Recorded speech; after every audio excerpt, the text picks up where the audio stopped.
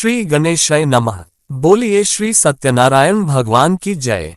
वेदों के अनुसार सत्यनारायण कथा करने से हजारों वर्षों के यज्ञ के बराबर फल मिलता है। सत्यनारायण कथा को सुनने से भी सौभाग्य की प्राप्ति होती है।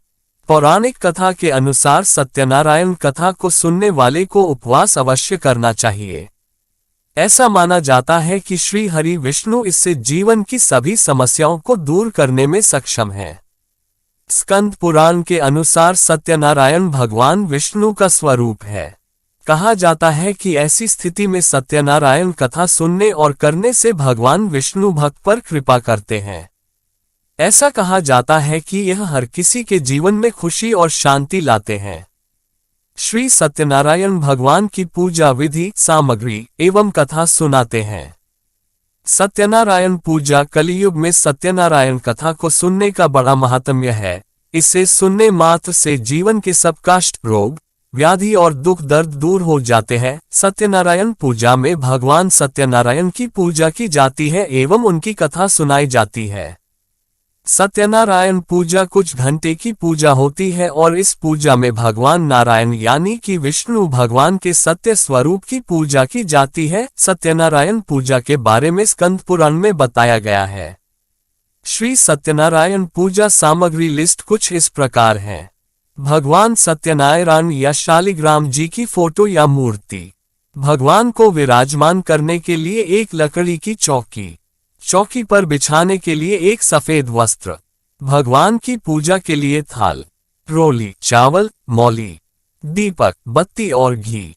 पंचगव्य, पंचामृत, दूध, दही, घी, गुड़, शहद।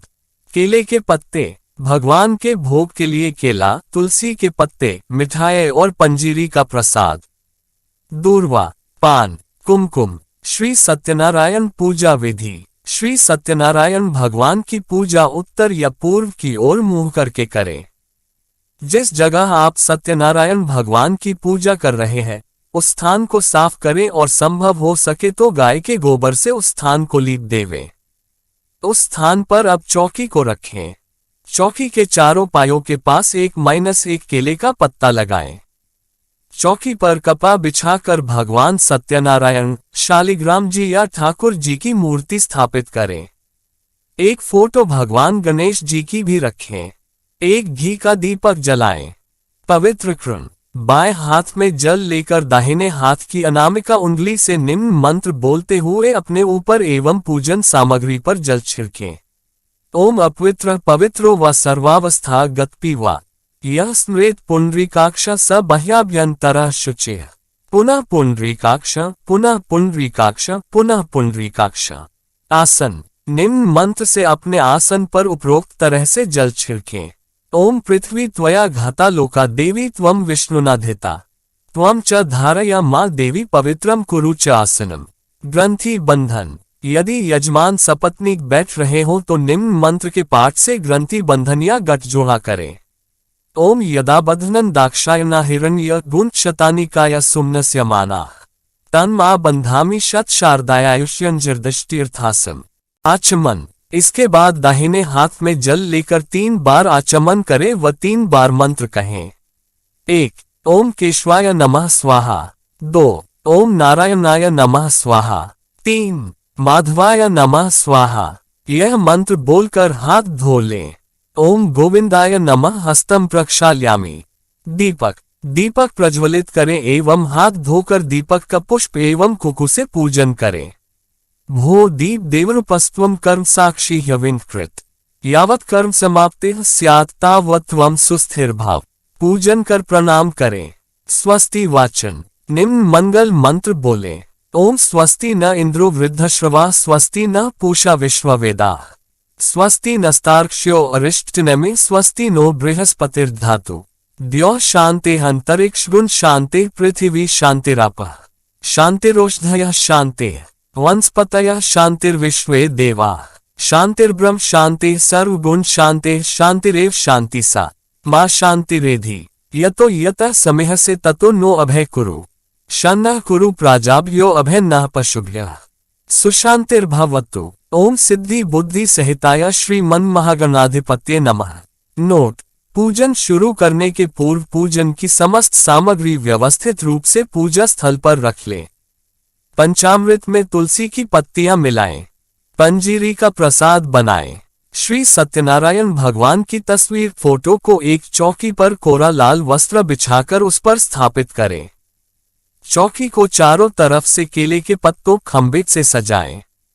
गणेश एवं अंबिका की मूर्ति के अभाव में 2 सुपारियों को धोकर पृथक पृथक नाड़ा बांधकर कुकु लगाकर गणेश जी के भाव से पाटे पर स्थापित करें व उसके दाहिनी ओर अंबिका के भाव से दूसरी सुपारी स्थापना हेतु रखें। इसके बाद यजमान और बाकी उपस्थित लोगों के मस्तक पर चंदन या रोली लगाएं। रक्षा सूत्रम। फिर पुरुषों और अविवाहित कन्याओं के दाएं हाथ में और महिलाओं के बाएं हाथ में कलावा या मौली बांध दें। जिस हाथ में कलावा बांधे उसकी मुट्ठी बंधी हो और दूसरा हाथ सिर पर हो। कलश पूजन। जल, गंध, अक्षत, पुष्प, धूप, दीप, नैवेद्य से कलश और कलश में वरुण देव का पूजन करें और कलश में देवताओं का आवाहन करें। कलश को फूलमाला, फल, मिठाई, इत्र अर्पित करें और धूप दीप दिखाते हुए निम्नलिखित मंत्र पढ़ें। ओम कलशस्य मुखे विष्णु कंठे रुद्रः समाश्रितः मूले त्वस्य स्थितो ब्रह्मा मध्ये मात्र गणा स्मृता कुक्षौ तु सागरा सवे सप्तद्वीपा वसुंधरा ऋग्वेदोक्त यजुर्वेद सामवेदो ह्यथर्वणः अंगेश सहिता सवे कलश तु समाश्रिता आत्र गायत्री सावित्री शांते पुष्टिकरी तथा आयांतु देव पूजार्थम दुरितक्षयकारका गंगे च यमुने चैव गोदावरी सरस्वती नर्मदे सिंधु कावेरी जलेस्मिन् सन्निधिं कुरु सवे समुद्रा सरितस्तीर्थानि जलदा नदा आयांतु मम शांत्यर्थम दुरितक्षयकारका। इस मंत्र के साथ कलश में वरुण देवता का पूजन करें। ओम अपाप्त्य वरुणाय नमः। दीपक पूजन। दीपक में अग्नि देव का पूजन करें। दीपक प्रज्वलित करें और हाथ धोकर दीपक का पुष्प और कुमकुम से पूजन करें और प्रणाम करें। भो दीप देवरूपस्त्वं कर्म साक्षी ह्यविन्कृत यावत् कर्म समाप्तिः स्यात् तावत् त्वं सुस्थिर भवः। स्वस्ति वाचन। स्वस्ति वाचन मंत्र निम्नलिखित मंगल मंत्र बोले। ओम स्वस्ति न इंद्रो वृद्धश्रवाः स्वस्ति न पूषा विश्ववेदाः स्वस्ति नस्तार्क्ष्यो अरिष्टनेमिः स्वस्ति नो बृहस्पतिर्धातु। ओम शांते शांते शांते। ओम द्यौ शांतिरंतरिक्ष शांते पृथिवी शांतिराप शांतिरोषधायः शांते वनस्पतयः शांतिर्विश्वे देवाः शांतिर्ब्रह्म शांते सर्वं शांते शांतिरेव शांते सा मा शांतिरेधि। ओम शांते शांते शांते। यतो यतः समीहसे ततो नो अभय कुरु शन्नः कुरु प्रजाभ्यो भयं नः पशुभ्यः सुशांतिर्भवतु। पूर्णविराम पूर्णविराम पूर्णविराम। हे परमेश्वर, आप इस धरती पर जो भी रचना करते हैं उन स्थानों, जीवों, पशुओं से हमें भय रहित कीजिए। किसी स्थान से हमें कोई भी भय न हो। सब दिशाओं में जो आपकी प्रजा और पशु हैं उनसे भी हमें भय रहित कीजिए तथा उन सबको भी हमसे सुख हो और उनको भी हमसे भय न हो। ओम शांति शांति शांति। सब जनों को शांति प्राप्त हो। स्वस्ति वाचन के बाद सभी दशों दिशाओं में अभिमंत्रित जल या पूजा में प्रयुक्त जल के छींटे लगाएं। जिस प्रकार स्वस्तिक सभी प्रकार के वास्तु दोष समाप्त कर देता है, वैसे ही स्वस्ति वाचन से सभी प्रकार के पूजन दोष समाप्त हो जाते हैं। देव आवाहन। सभी उपस्थित जनों से निवेदन करें कि वे सब पूजा में शामिल हों। सभी जन भावना पूर्वक आवाहन, ध्यान और नमस्कार करते रहें। ओम गुरुर्ब्रह्मा गुरुर्विष्णु गुरुर्देवो महेश्वरः गुरु साक्षात् परम ब्रह्म तस्मै श्री गुरुवे नमः। ओम श्री गुरुवे नमः। आवाहयामि स्थापयामि ध्यायामि ततो नमस्कार करोमि। ओम श्री गायत्र्यै नमः। आवाहयामि स्थापयामि ध्यायामि ततो नमस्कार करोमि। श्री गणेश विघ्न विनाशक प्रथम पूजन। योजक चिन्ह। ओम अभीप्सितार्थ सिद्धयर्थ पूजित्यो यः सुरासुरः सर्व विघ्न हरस्तस्मै गणाधिपत्ये नमः। गौरी श्रद्धा, निर्विकारिता, पवित्रता की प्रतीक, मात्रा शक्ति, सर्व मंगल मांगल्ये शिवे सर्वार्थ साधिके शरण्ये त्र्यम्बके गौरी नारायणी नमोस्तुते। आवाहयामि स्थापयामि ध्यायामि ततो नमस्कार करोमि। श्रीहरि शुक्लांबरधर देव शशिवर्ण चतुर्भुजम् प्रसन्नवदन ध्यायेत् सर्वविघ्नोपशान्त्यै। सर्वदा सर्वकार्येषु नास्ति तेषांग्लम् येषा हृदयस्थो भगवान मंगलाय तनोहरिः। सप्तदेव 7 महाशक्तियों का योग। विनायकम गुरु भानुन ब्रह्मविष्णु महेश्वरान सरस्वती प्रणोम्य दो शांति कार्यार्थ सिद्धये। पुंडरीकाक्ष मंगलम भगवान विष्णु मंगलम गरुड़ध्वज मंगलम पुंडरीकाक्षः मंगलाय तनोहरिः। श्री ब्रह्मा सृष्टिकर्ता निर्माण की क्षमता के आदि स्रोत त्वं वै चतुर्मुखो ब्रह्मा सत्यलोक पितामहः। आगच्छ मंडले चास्मिन् मम सर्वार्थ सिद्धये। श्री विष्णु शांताकार भुजग शयन पद्मनाभ सुरेशम विश्वाधार गगन सदृश मेघवर्णम शुभांगम लक्ष्मीकांतम कमलनयन योगे विद्यानगम्यम वंदे विष्णुम भवभयहर सर्वलोकनाथम। शिवजी वंदे देवमुमापता सुरगुरु वंदे जगत कारण वंदे पन्नगभूषणम मृगधर वंदे पशूनां पतिम वंदे सूर्य शशांकवनिनयन वंदे मुकुंद प्रियम वंदे भक्तजनाश्रयम च वरदम वंदे शिवशनरम। ARW त्रयंबक ओम त्रयंबकम यजामहे सुगंधि पुष्टिवर्धनम उर्वारुकमिव बंधनान मृत्युमुक्षीय मामृतात्। दुर्गा जी दुर्गे स्मृता हर्षि भीतिम शेषजन्तः स्वस्थयी स्मृता मतिम तीव शुभा ददासी।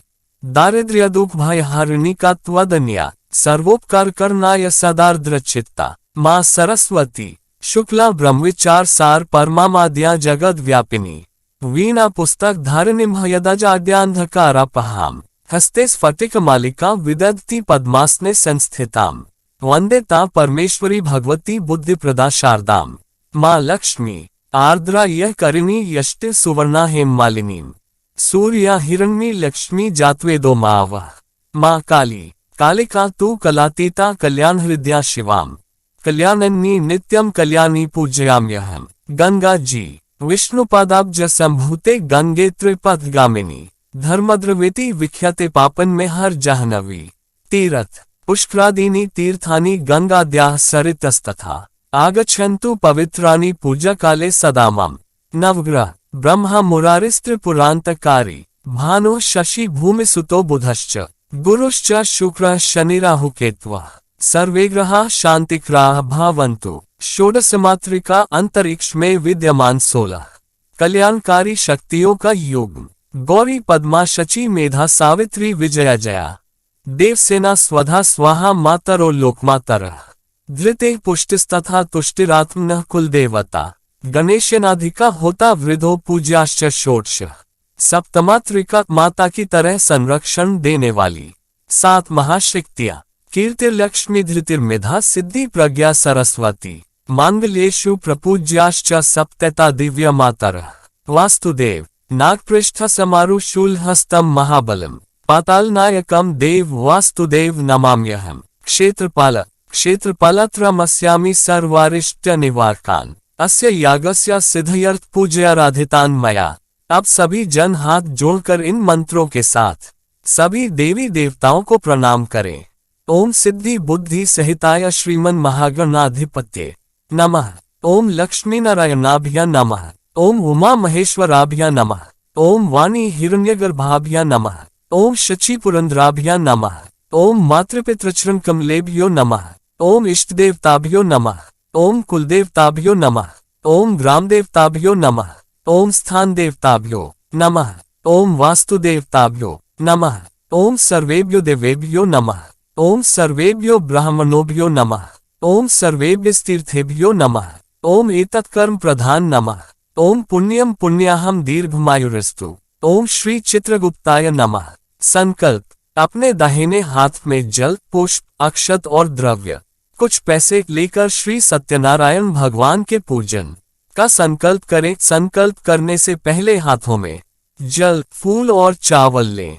संकल्प में जिस दिन पूजन कर रहे हैं उस वर्ष उस वार तिथि उस जगह और अपने नाम को लेकर अपनी इच्छा बोलें। संकल्प हिंदी में योजक चिन्ह ओम विष्णु विष्णु विष्णु मैं विक्रम संवत को कार्तिक मास या जिस माह में पूजन कर उस माह का हिंदी नाम की पूर्णिमा तिथि को वार के दिन नक्षत्र में शुभ पुण्य तिथि में भारत राज्य के शहर में कायिक वाचिक मानसिक ज्ञात अज्ञात समस्त पापों से छुटकारा पाने के लिए श्रुति स्मृति पुराणों के फल को प्राप्त करने के लिए आरोग्य ऐश्वर्य दीर्घायु विपुल धन धान्य समृद्धि पुत्र पौत्रों की अभिवृद्धि के लिए व्यापार में उत्तरोत्तर लाभ के लिए अपने परिवार सहित श्री सत्यनारायण जी गणेश अंबिका जी आदि का पूजन कर रहा हूँ। अब हाथों में लिए गए जल को जमीन पर या किसी पात्र में छोड़ दें। प्रथम अध्याय संपादित करें। सत्यनारायण व्रत कथा का पूरा संदर्भ यह है कि पुराकाल में शनकादि ऋषि नैमिषारण्य स्थित महर्षि सूत के आश्रम पर पहुंचे। ऋषिगण महर्षि सूत से प्रश्न करते हैं कि लौकिक कष्ट मुक्ति सांसारिक सुख समृद्धि एवं पारलौकिक लक्ष्य की सिद्धि के लिए सरल उपाय क्या है। महर्षि सूत शनकादि ऋषियों को बताते हैं कि ऐसा ही प्रश्न नारद जी ने भगवान विष्णु से किया था। भगवान विष्णु ने नारद जी को बताया कि लौकिक क्लेश मुक्ति सांसारिक सुख समृद्धि एवं पारलौकिक लक्ष्य सिद्धि के लिए एक ही राजमार्ग है, वह है सत्यनारायण व्रत। सत्यनारायण का अर्थ है सत्याचरण सत्याग्रह सत्यनिष्ठा। संसार में सुख समृद्धि की प्राप्ति सत्याचरण द्वारा ही संभव है। सत्य ही ईश्वर है। सत्याचरण का अर्थ है ईश्वर आराधन भगवत पूजा। कथा का प्रारंभ सूत जी द्वारा कथा सुनाने से होता है। नारद जी भगवान श्री विष्णु के पास जाकर उनकी स्तुति करते हैं।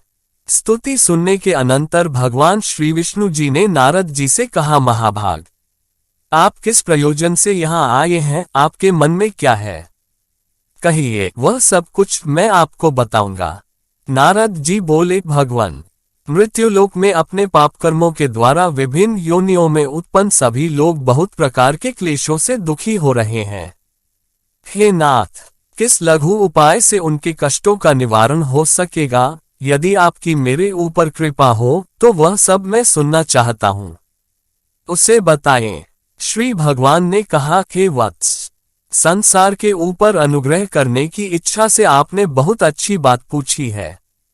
जिस व्रत के करने से प्राणी मोह से मुक्त हो जाता है उसे आपको बताता हूँ, सुने। हे वत्स, स्वर्ग और मृत्युलोक में दुर्लभ भगवान सत्यनारायण का एक महान पुण्यप्रद व्रत है। आपके स्नेह के कारण इस समय मैं उसे कह रहा हूँ।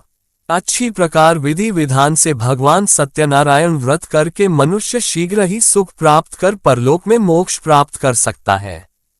भगवान की ऐसी वाणी सुनकर नारद मुनि ने कहा, प्रभु, इस व्रत को करने का फल क्या है, इसका विधान क्या है, इस व्रत को किसने किया और इसे कब करना चाहिए, ये सब विस्तार पूर्वक बतलाइए। श्री भगवान ने कहा, ये सत्यनारायण व्रत दुख शोक आदि का शमन करने वाला, धन धान्य की वृद्धि करने वाला, सौभाग्य और संतान देने वाला तथा सर्वत्र विजय प्रदान करने वाला है।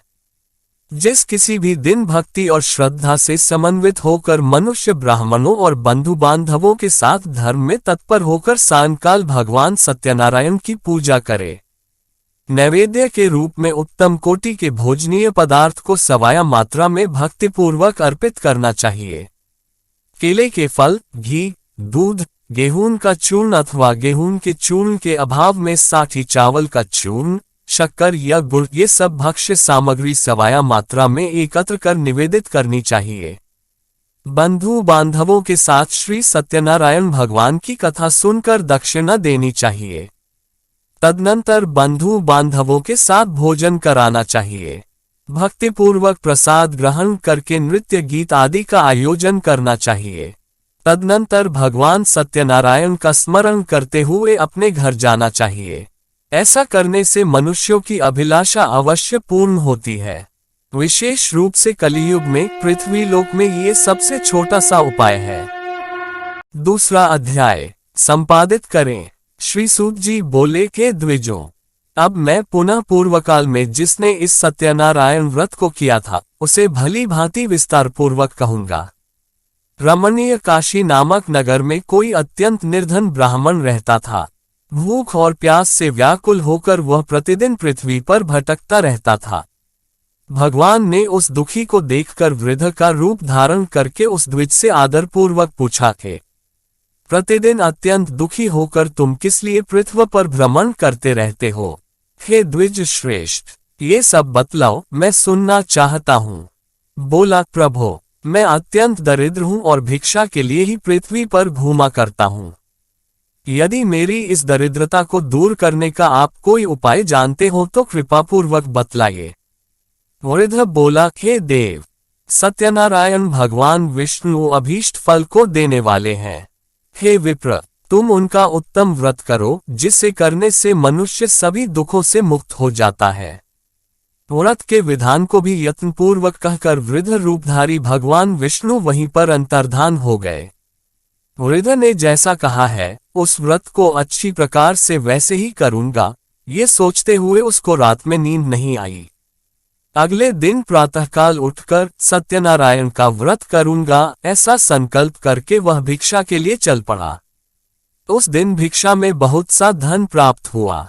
उसी धन से उसने बंधु बांधवों के साथ भगवान सत्यनारायण का व्रत किया। इस व्रत के प्रभाव से वह श्रेष्ठ सभी दुखों से मुक्त होकर समस्त संपत्तियों से संपन्न हो गया। उस दिन से लेकर प्रत्येक महीने उसने यह व्रत किया। इस प्रकार भगवान सत्यनारायण के इस व्रत को करके वह श्रेष्ठ सभी पापों से मुक्त हो गया और उसने दुर्लभ मोक्ष पद को प्राप्त किया। हे विप्र, पृथ्वी पर जब भी कोई मनुष्य श्री सत्यनारायण का व्रत करेगा उसी समय उसके समस्त दुख नष्ट हो जाएंगे। इस प्रकार भगवान नारायण ने महात्मा नारद जी से जो कुछ कहा मैंने वह सब आप लोगों से कह दिया, आगे अब और क्या कहूं। हे मुने, इस पृथ्वी पर उससे सुने हुए इस व्रत को किसने किया? हम वह सब सुनना चाहते हैं। उस व्रत पर हमारी श्रद्धा हो रही है। श्री सूत जी बोले, मुनियों, पृथ्वी पर जिसने यह व्रत किया उसे आप लोग सुने। एक बार वह द्विजश्रेष्ठ अपनी धन संपत्ति के अनुसार बंधु बांधवों तथा परिवारजनों के साथ व्रत करने के लिए उद्यत हुआ। इसी बीच एक लकड़हारा वहां आया और लकड़ी बाहर रखकर उस ब्राह्मण के घर गया। प्यास से व्याकुल वह उसको व्रत करता हुआ देख प्रणाम करके उससे बोला, प्रभो, आप ये क्या कर रहे हैं? इसके करने से किस फल की प्राप्ति होती है? विस्तार पूर्वक मुझसे कहिए। विप्र ने कहा, ये सत्यनारायण का व्रत है जो सभी मनोरथों को प्रदान करने वाला है। उसी के प्रभाव से मुझे ये सब महान धन धान्य आदि प्राप्त हुआ है। जल पीकर तथा प्रसाद ग्रहण करके वह नगर चला गया। सत्यनारायण देव के लिए मन से ऐसा सोचने लगा कि आज लकड़ी बेचने से जो धन प्राप्त होगा उसी धन से भगवान सत्यनारायण का श्रेष्ठ व्रत करूंगा।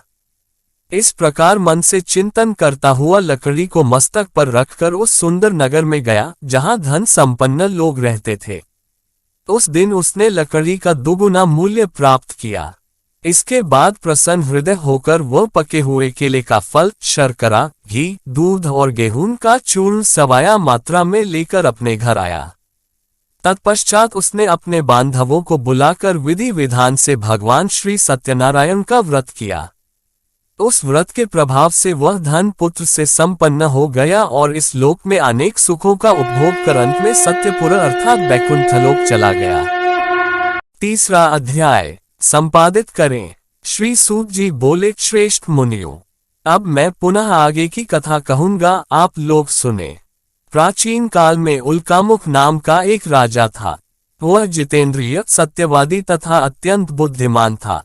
वह विद्वान राजा प्रतिदिन देवालय जाता और धन देकर संतुष्ट करता था। कमल के समान मुख वाली उसकी धर्मपत्नी शील, विनय एवं सौंदर्य आदि गुणों से संपन्न तथा पतिप्रायणा थी। राजा एक दिन अपनी धर्मपत्नी के साथ भद्रशिला नदी के तट पर श्री सत्यनारायण का व्रत कर रहा था। उसी समय व्यापार के अनेक प्रकार की पुष्कल धनराशि से संपन्न एक साधु नाम का बनिया वहां आया। भद्रशिला नदी के तट पर नाव को स्थापित कर वह राजा के समीप गया और राजा को उस व्रत में दीक्षित देखकर विनयपूर्वक पूछने लगा। साधु ने कहा, राजन, आप भक्तियुक्त चित्त से यह क्या कर रहे हैं? कृपया वह सब बताइए, इस समय मैं सुनना चाहता हूँ। राजा बोले के साधो, पुत्र आदि की प्राप्ति की कामना से अपने बंधु बांधवों के साथ मैं अतुल तेज संपन्न भगवान विष्णु का व्रत एवं पूजन कर रहा हूँ। राजा की बात सुनकर साधु ने आदर पूर्वक कहा, राजन, इस विषय में आप मुझे सब कुछ विस्तार से बतलाइए। आपके कथनानुसार मैं व्रत एवं पूजन करूंगा। मुझे भी संतति नहीं है, इससे अवश्य ही संतति प्राप्त होगी। ऐसा विचार कर वह व्यापार से निवृत्त हो आनंद पूर्वक अपने घर आया। उसने अपनी भार्या से संतति प्रदान करने वाले इस सत्यव्रत को विस्तार पूर्वक बताया तथा जब मुझे संतति प्राप्त होगी तब मैं इस व्रत को करूंगा। इस प्रकार उस साधु ने अपनी भार्या लीलावती से कहा। एक दिन उसकी लीलावती नाम की सती साध्वी भार्या पति के साथ आनंद चित्त से ऋतुकालीन धर्माचरण में प्रवृत्त हुई और भगवान श्री सत्यनारायण की कृपा से उसकी वह भार्या गर्भिणी हुई। 10वें महीने में उससे कन्यारत्न की उत्पत्ति हुई और वह शुक्ल पक्ष के चंद्रमा की भांति दिन प्रतिदिन बढ़ने लगी। उस कन्या का कलावती ये नाम रखा गया। इसके बाद एक दिन लीलावती ने अपने स्वामी से मधुर वाणी में कहा, आप पूर्व में संकल्पित श्री सत्यनारायण के व्रत को क्यों नहीं कर रहे हैं? साधु बोला, प्रिय, इसके विवाह के समय व्रत करूंगा। इस प्रकार अपनी पत्नी को भली भांति आश्वस्त कर वह व्यापार करने के लिए नगर की ओर चला गया। इधर कन्या कलावती पिता के घर में बढ़ने लगी। तदनंतर धर्मज्ञ साधु ने नगर में सखियों के साथ क्रीड़ा करती हुई अपनी कन्या को विवाह योग्य देखकर आपस में मंत्रणा करके कन्या विवाह के लिए श्रेष्ठ वर का अन्वेषण करो, ऐसा दूत से कहकर शीघ्र ही उसे भेज दिया। उसकी आज्ञा प्राप्त करके दूत कांचन नामक नगर में गया और वहां से एक वणिक का पुत्र लेकर आया।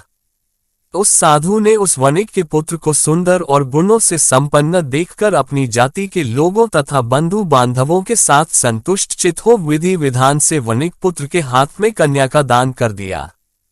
उस समय वह साधु बनिया दुर्भाग्यवश भगवान का वह उत्तम व्रत भूल गया। पूर्व संकल्प के अनुसार विवाह के समय में व्रत न करने के कारण भगवान उस पर रुष्ट हो गए। कुछ समय के पश्चात अपने व्यापार कर्म में कुशल वह साधु बनियाकाल की प्रेरणा से अपने दामाद के साथ व्यापार करने के लिए समुद्र के समीप स्थित रत्नसारपुर नामक सुंदर नगर में गया और अपने श्री संपन्न दामाद के साथ वहां व्यापार करने लगा। उसके बाद वे दोनों राजा चंद्रकेतु के रमणीय उस नगर में गए। उसी समय भगवान श्री सत्यनारायण ने उसे भ्रष्ट प्रतिज्ञा देखकर इसे दारुण, कठिन और महान दुख प्राप्त होगा ये शाप दे दिया। एक दिन एक चोर राजा चंद्रकेतु के धन को चुराकर वहीं आया जहां दोनों वणिक स्थित थे। वह अपने पीछे दौड़ते हुए दूतों को देखकर भयभीत चित्त से धन वहीं छोड़कर शीघ्र ही छिप गया। इसके बाद राजा के दूत वहां आ गए जहां वह साधु वणिक था। वहां राजा के धन को देखकर वे दूत उन दोनों वणिक पुत्रों को बांधकर ले आए और हर्षपूर्वक दौड़ते हुए राजा से बोले, प्रभु, हम 2 चोर पकड़ लाए हैं, इन्हें देखकर आप आज्ञा दें।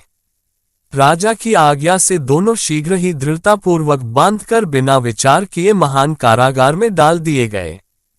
भगवान सत्यदेव की माया से किसी ने उन दोनों की बात नहीं सुनी और राजा चंद्रकेतु ने उन दोनों का धन भी ले लिया। भगवान के शाप से वणिक के घर में उसकी भार्या भी अत्यंत दुखित हो गई और उनके घर में सारा का सारा जो धन था वह चोर ने चुरा लिया। लीलावती शारीरिक तथा मानसिक पीड़ाओं से युक्त, भूख और प्यास से दुखी हो अन्न की चिंता से दर दर भटकने लगी। कलावती कन्या भी भोजन के लिए इधर उधर प्रतिदिन घूमने लगी। एक दिन भूख से पीड़ित कलावती एक के घर गई। वहां जाकर उसने श्री सत्यनारायण के व्रत पूजन को देखा। वहां बैठकर उसने कथा सुनी और वरदान मांगा। उसके बाद प्रसाद ग्रहण करके वह कुछ रात होने पर घर गई। माता ने कलावती कन्या से प्रेम पूर्वक पूछा, पुत्री, रात में तू कहाँ रुक गई थी? तुम्हारे मन में क्या है? कलावती कन्या ने तुरंत माता से कहा, माँ, मैंने एक घर में मनोरथ प्रदान करने वाला व्रत देखा है। कन्या की उस बात को सुनकर वह वणिक की भार्या व्रत करने को उद्यत हुई और प्रसन्न मन से उस साध्वी ने बंधु बांधवों के साथ भगवान श्री सत्यनारायण का व्रत किया तथा इस प्रकार प्रार्थना की, भगवान, आप हमारे पति एवं जामाता के अपराध को क्षमा करें। वे दोनों अपने घर शीघ्र आ जाएं। इस व्रत से भगवान सत्यनारायण पुनः संतुष्ट हो गए तथा उन्होंने नृपश्रेष्ठ चंद्रकेतु को स्वप्न दिखाया और स्वप्न में कहा, नृपश्रेष्ठ, प्रातःकाल दोनों वणिकों को छोड़ दो और वह सारा धन भी दे दो जो तुमने उनसे इस समय ले लिया है, अन्यथा राज्य, धन एवं पुत्र सहित तुम्हारा सर्वनाश कर दूंगा। राजा से स्वप्न में ऐसा कहकर भगवान सत्यनारायण अंतर्धान हो गए। इसके बाद प्रातःकाल राजा ने अपने सभासदों के साथ सभा में बैठकर अपना स्वप्न लोगों को बताया और कहा, दोनों बंदी वणिक पुत्रों को शीघ्र ही मुक्त कर दो। राजा की ऐसी बात सुनकर वे राजपुरुष दोनों महाजनों को बंधन मुक्त करके राजा के सामने लाकर विनयपूर्वक बोले, महाराज, बेड़ी बंधन से मुक्त करके दोनों वणिक पुत्र लाए गए हैं। इसके बाद दोनों महाजन नृपश्रेष्ठ चंद्रकेतु को प्रणाम करके अपने पूर्व वृतांत का स्मरण करते हुए भयविह्वल हो गए और कुछ बोल न सके। राजा ने वणिक पुत्रों को देखकर आदरपूर्वक कहा, आप लोगों को प्रारब्धवश यह महान दुख प्राप्त हुआ है, इस समय अब कोई भय नहीं है। ऐसा कहकर उनकी बेड़ी खुलवाकर क्षौकम आदि कराया। राजा ने वस्त्र अलंकार देकर उन दोनों वणिक पुत्रों को संतुष्ट किया तथा सामने बुलाकर वाणी द्वारा अत्यधिक आनंदित किया। पहले जो धन लिया था उसे दूना करके दिया। उसके बाद राजा ने पुनः उनसे कहा, साधो, अब आप अपने घर को जाएं। राजा को प्रणाम करके, आपकी कृपा से हम जा रहे हैं, ऐसा कहकर उन दोनों महावैश्यों ने अपने घर की ओर प्रस्थान किया। चौथा अध्याय संपादित करें। श्री सूत जी बोले, साधु बनिया मंगलाचरण कर और ब्राह्मणों को धन देकर अपने नगर के लिए चल पड़ा। साधु के कुछ दूर जाने पर भगवान सत्यनारायण की उसकी सत्यता की परीक्षा के विषय में जिज्ञासा हुई। साधो, तुम्हारी नाव में क्या भरा है? तब धन के मद में चूर दोनों महाजनों ने अवहेलनापूर्वक हंसते हुए कहा, दंडिन, क्यों पूछ रहे हो? क्या कुछ द्रव्य लेने की इच्छा है? हमारी नाव में तो लता और पत्ते आदि भरे हैं। ऐसी निष्ठुर वाणी सुनकर तुम्हारी बात सच हो जाए, ऐसा कहकर दंडी सन्यासी को रूप धारण किए हुए भगवान कुछ दूर जाकर समुद्र के समीप बैठ गए।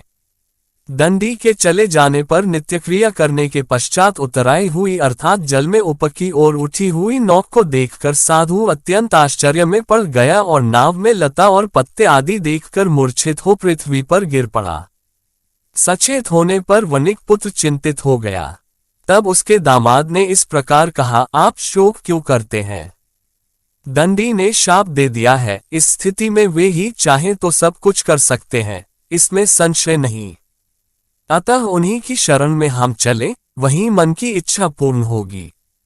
दामाद की बात सुनकर वह साधु बनिया उनके पास गया और वहां दंडी को देखकर उसने भक्तिपूर्वक उन्हें प्रणाम किया तथा आदरपूर्वक कहने लगा, आपके सम्मुख मैंने जो कुछ कहा है, असत्य भाषण रूप अपराध किया है, आप मेरे उस अपराध को क्षमा करें। ऐसा कहकर बारंबार प्रणाम करके वह महान शोक से आकुल हो गया। दंडी ने उसे रोता हुआ देखकर कहा, हे मूर्ख, रो मत, मेरी बात सुनो। मेरी पूजा से उदासीन होने के कारण तथा मेरी आज्ञा से ही तुमने बारंबार दुख प्राप्त किया है। भगवान की ऐसी वाणी सुनकर वह उनकी स्तुति करने लगा। साधु ने कहा, हे प्रभु, यह आश्चर्य की बात है कि आपकी माया से मोहित होने के कारण ब्रह्मा आदि देवता भी आपके गुणों और रूपों को यथावत रूप से नहीं जान पाते, फिर मैं मूर्ख आपकी माया से मोहित होने के कारण कैसे जान सकता हूँ? आप प्रसन्न हो, मैं अपनी धन संपत्ति के अनुसार आपकी पूजा करूंगा। मैं आपकी शरण में आया हूँ। मेरा जो नौक में स्थित पूरा धन था उसकी तथा मेरी रक्षा करें। उस बनिया की भक्तियुक्त वाणी सुनकर भगवान जनार्दन संतुष्ट हो गए। भगवान हरि उसे अभीष्ट वर प्रदान करके वहीं अंतर्धान हो गए। उसके बाद वह साधु अपनी नौक में चढ़ा और उसे धन धान्य से परिपूर्ण देखकर, भगवान सत्यदेव की कृपा से हमारा मनोरथ सफल हो गया, ऐसा कहकर स्वजनों के साथ उसने भगवान की विधिवत पूजा की। भगवान श्री सत्यनारायण की कृपा से वह आनंद से परिपूर्ण हो गया और नाव को प्रयत्नपूर्वक संभालकर उसने अपने देश के लिए प्रस्थान किया। साधु बनिया ने अपने दामाद से कहा, वह देखो मेरी रत्नपुरी नगरी दिखाई दे रही है। इसके बाद उसने अपने धन के रक्षक दूत को अपने आगमन का समाचार देने के लिए अपनी नगरी में भेजा। उसके बाद उस दूत ने नगर में जाकर साधु की भार्या को देख हाथ जोड़कर प्रणाम किया तथा उसके लिए अभीष्ट बात कही। सेठ जी अपने दामाद तथा बंधुवर्गों के साथ बहुत सारे धन धान्य से संपन्न होकर नगर के निकट पधार गए हैं।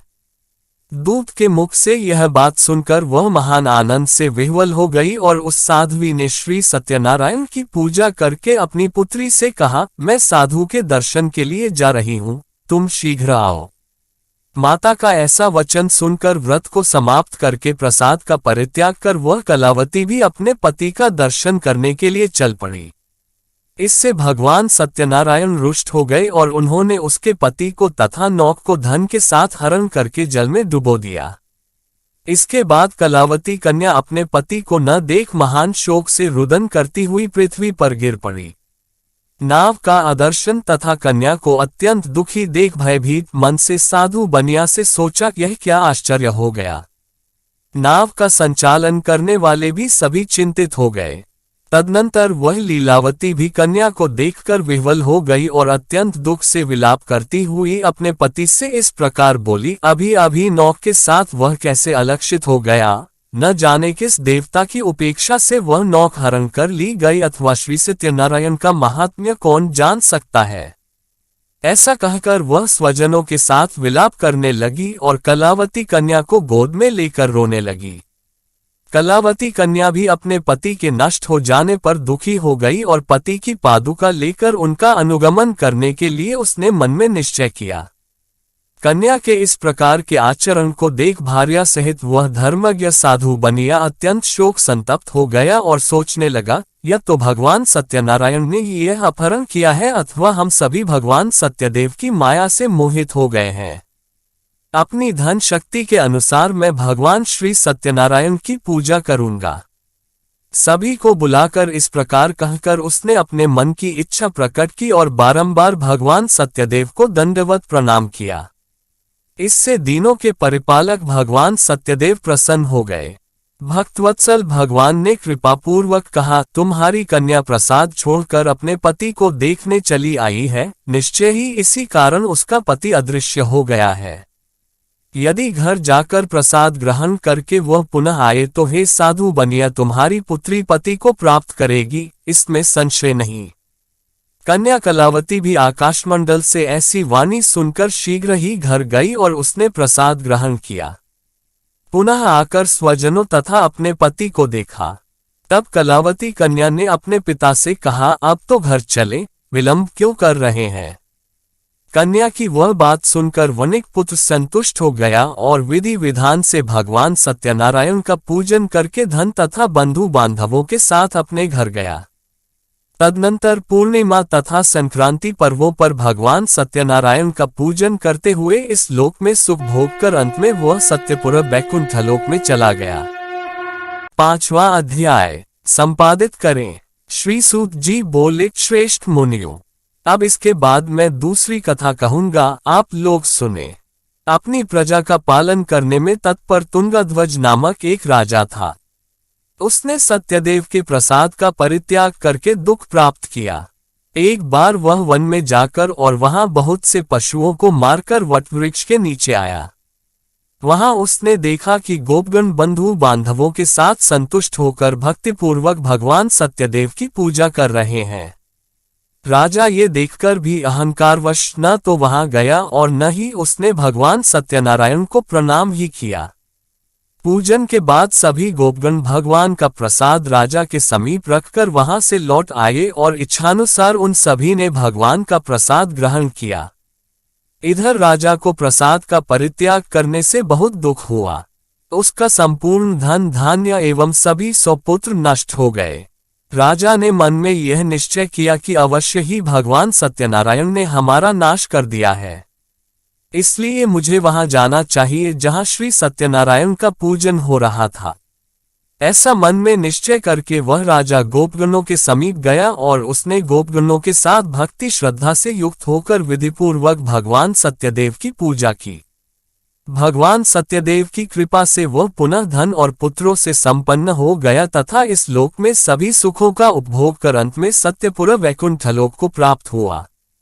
श्री सूत जी कहते हैं, जो व्यक्ति इस परम दुर्लभ श्री सत्यनारायण के व्रत को करता है और पुण्यमयी तथा फलप्रदायिनी भगवान की कथा को भक्ति युक्त होकर सुनता है, उसे भगवान सत्यनारायण की कृपा से धन धान्य आदि की प्राप्ति होती है। दरिद्र धनवान हो जाता है, बंधन में पड़ा हुआ बंधन से मुक्त हो जाता है, डरा हुआ व्यक्ति भय मुक्त हो जाता है। ये सत्य बात है, इसमें संशय नहीं। इस लोक में वह सभी इच्छित फलों का भोग प्राप्त करके अंत में सत्यपुर वैकुंठ लोक को जाता है। इस प्रकार मैंने आप लोगों से भगवान सत्यनारायण के व्रत को कहा, जिसे करके मनुष्य सभी दुखों से मुक्त हो जाता है। कलियुग में तो भगवान सत्यदेव की पूजा विशेष फल प्रदान करने वाली है। भगवान विष्णु को ही कुछ लोग काल, कुछ लोग सत्य, कोई ईश और कोई सत्यदेव तथा दूसरे लोग सत्यनारायण नाम से कहेंगे। अनेक रूप धारण करके भगवान सत्यनारायण सभी का मनोरथ सिद्ध करते हैं। कलियुग में सनातन भगवान विष्णु ही सत्यव्रत रूप धारण करके सभी का मनोरथ पूर्ण करने वाले होंगे।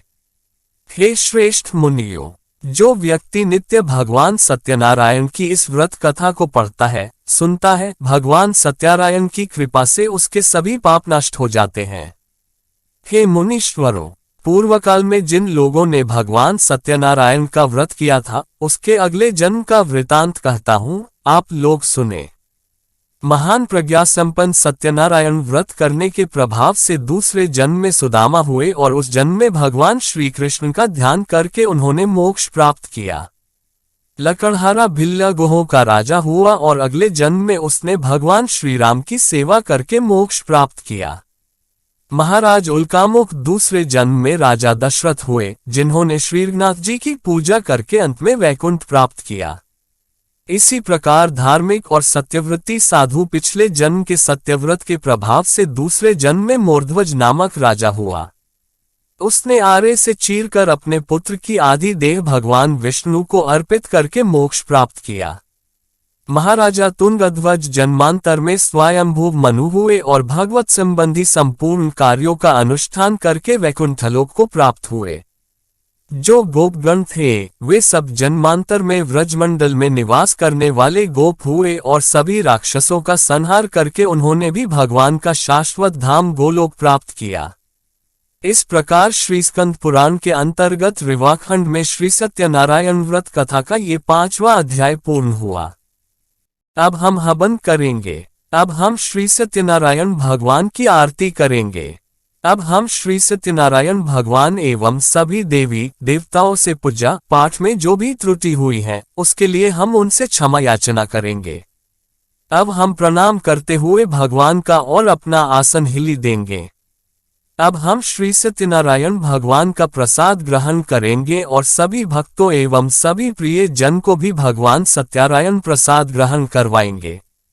बोलिए श्री सत्यनारायण भगवान की जय हो। जो आपकी कथा कहे सुने वो सभी को आपकी भक्ति का संपूर्ण फल मिले, सबको सुख शांति धन धान्य और समृद्धि मिले, यही कामना है श्री सत्यनारायण भगवान से।